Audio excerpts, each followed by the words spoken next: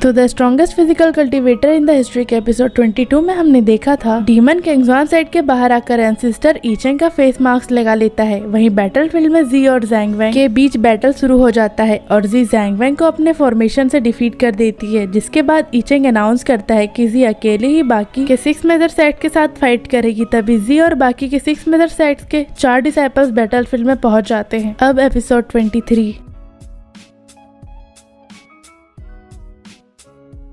हम देखते हैं जी बैटलफील्ड में पहुंच जाती है और उसके अगेंस्ट फाइट करने के लिए 6 मेजर सेट्स में से सिर्फ 4 ही सेट के डिसाइपल बैटलफील्ड पर आते हैं और जी उन्हें ग्रीट करते हुए फाइट को स्टार्ट करने के लिए कहती है। तभी न्यूज़ का सन यूमिंग बोलता है हम सबको इस पर साथ मिलकर अटैक करना है और इसके फॉर्मेशन को हर डायरेक्शन से ब्लॉक करना है। फिर वो सब मिलकर जी पर अटैक करने के लिए रेडी हो जाते हैं और वो लोग मिलकर जी को चारों तरफ से अटैक करने के लिए उसे घेर लेते हैं। वहीं न्यूमिंग अपने स्वॉर्ड से अपने हाथ को काट लेता है और बोलता है मैं अपने ब्लड को पीने से यहाँ से गायब हो जाऊंगा और उसका ब्लड जैसे ही जमीन में गिरता है वो भी अपने ब्लड के साथ जमीन में डिस्पर्स हो जाता है। वहीं बाकी 3 डिसाइपल जी पर आगे से अटैक करते हैं और जी उनके अटैक से बचने के लिए और उन पर दोबारा अटैक करने के लिए भी तैयार हो जाती है।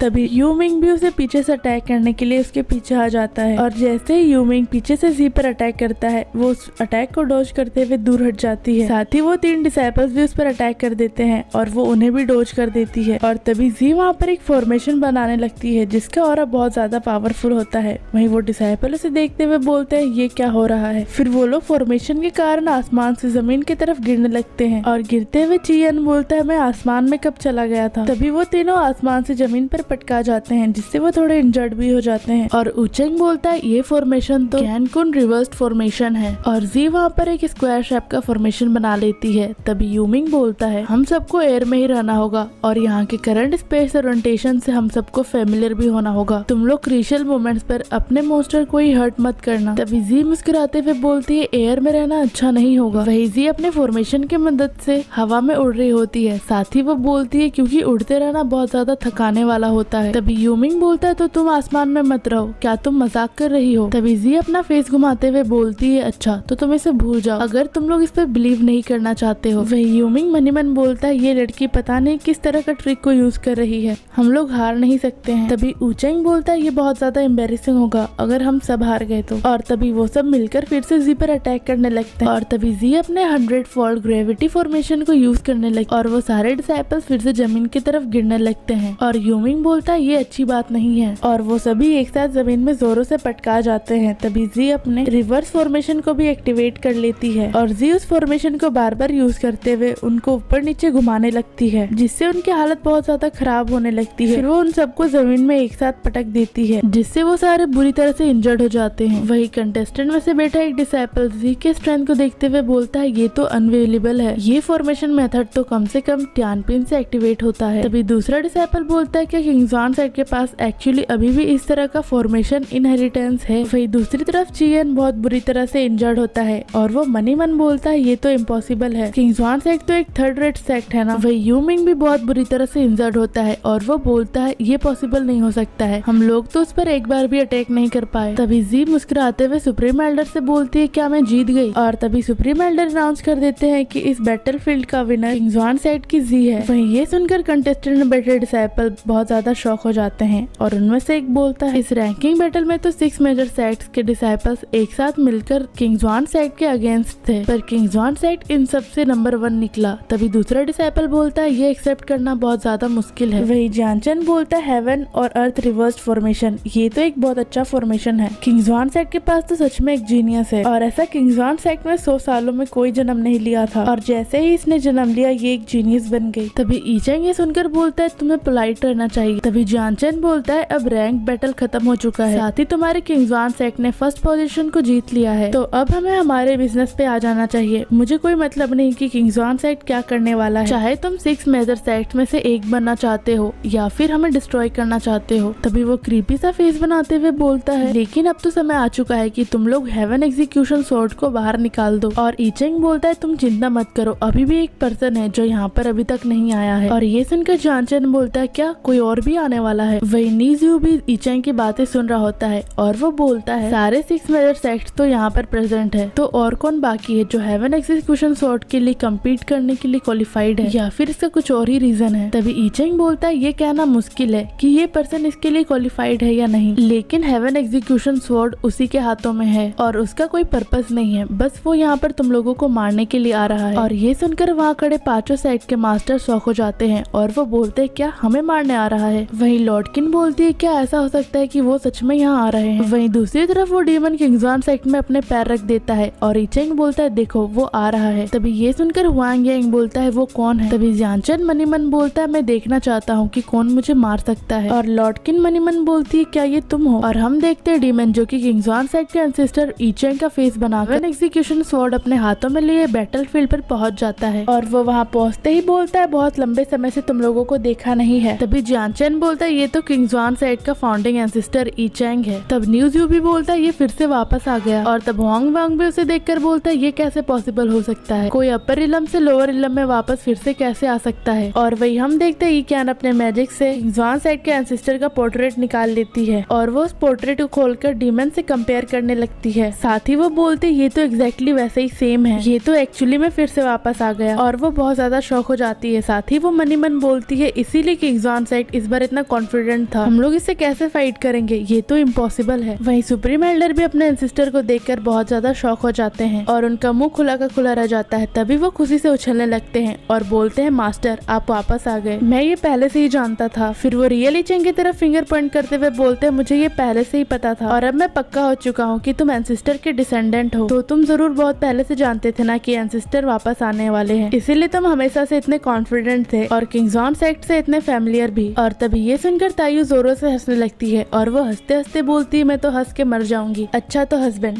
तुम ईचेंग के डिसेंडेंट हो तो मुझे ये गैस करने दो कि तुम उसके सन हो या ग्रैंडसन। तभी ईचेंग गुस्से से उसके सर पर एक जोर का घूसा लगा देता है और उसे नॉर्मल रहने के लिए बोलता है। और तायू मुंह फुलाते हुए बोलती है तुम मुझ पर ब्लेम मत करो, ये सच में बहुत फनी है। वहीं दूसरी तरफ डीमन सुप्रीम एल्डर से बोलता है क्या तुम ताइचेंग के लिटिल डॉल हो और अब ईचेंग का फॉलोवर जो इस जगह का इंचार्ज है। ये सुनकर सुप्रीम एल्डर का फेस खुशी से रेड हो जाता है और वो उसे ग्रीट करते हुए बोलते हैं यस ग्रैंड मास्टर। तब डीमन बोलता है अच्छा तो मैं समझ गया, अब तुम नीचे जाओ, मैं यहाँ पे रहूंगा और इस लियोथियन कॉन्फ्रेंस को अच्छे से मैनेज करूंगा। और सुप्रीम एल्डर वहाँ से चले जाते हैं। तभी डीमन हेवन एग्जीक्यूशन स्वॉर्ड को बाहर निकाल लेता है और बोलता है ये सारे कांजाओं को समझने दो कि इस हाउस का इंचार्ज कौन है। वही किंग्सवान सेक्ट के एंसेस्टर को देखकर 6 मेजर सेक्ट के चारों मास्टर शॉक रह जाते हैं और उनका पसीना छूटने लगता है। और इसी के साथ एपिसोड खत्म हो जाता है। अब अगर आपको ये वाली वीडियो अच्छी लगी हो तो इसे लाइक जरूर कर दे और अगर चैनल पर नए हो तो सब्सक्राइब करना ना भूले। साथ ही आप इस एनिमे के किसी भी एपिसोड को आपकी स्क्रीन में आ रहे प्लेलिस्ट को क्लिक करके देख सकते हैं।